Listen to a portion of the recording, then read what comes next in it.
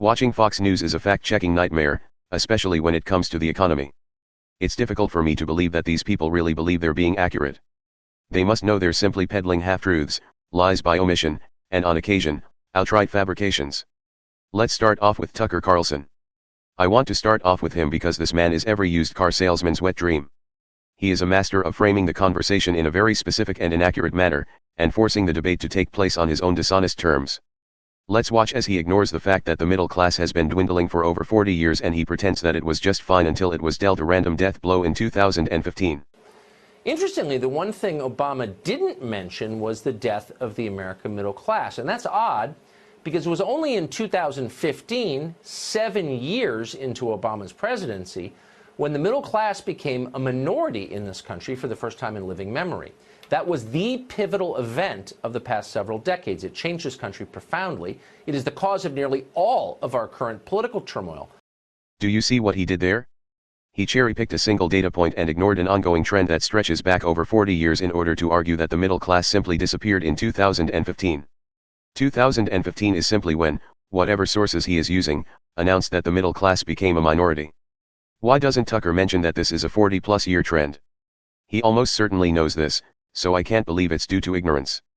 More likely, he doesn't want his viewers to know, because they might realize that this magically coincides with massive tax cuts on the wealthy and on corporations, as well as the dismantling of unions, both of which have been right-wing policies.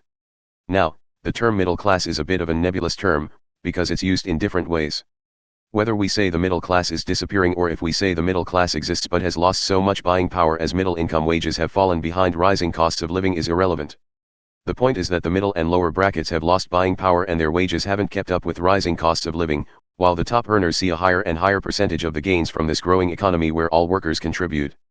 Now, let's take a look at this economic quote-unquote debate on Fox News. Wage growth flat in this country right now. No, it's not. Wait. I will not sit here and have somebody tell me it's flat. It's not. Flat. Disposable income in this country, adjusting for inflation, is growing at 2.9%. That is adjusting for inflation, and it's largely because of the tax cuts.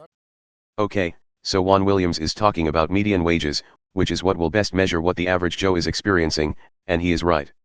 While median wages did begin to increase in September 2016, 2 months before the 2016 election and 4 months before Donald Trump was inaugurated, they flatlined in 2017, so Juan is correct.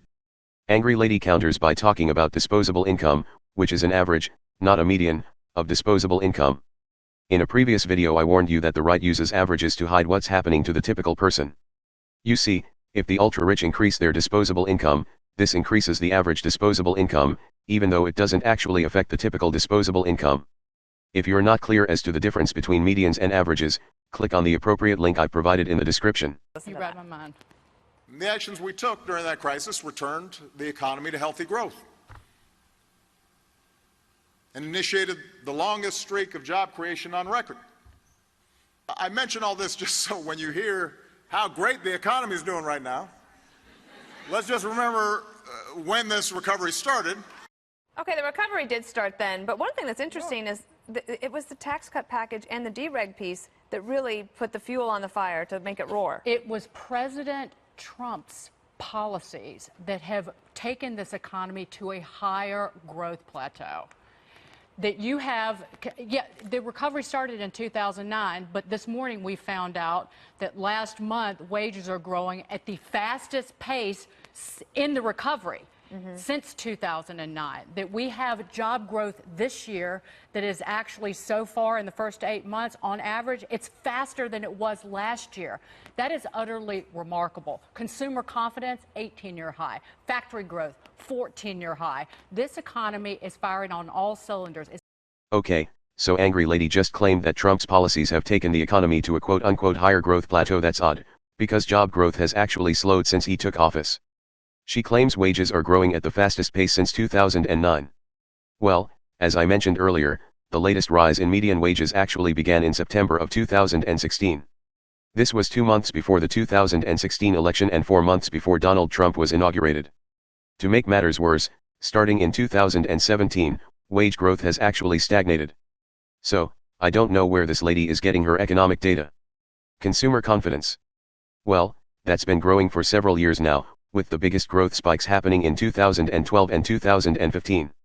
I'm not sure what she considers factory growth, but manufacturing jobs have been growing since 2009 and the growth seems to begin tapering off in 2017.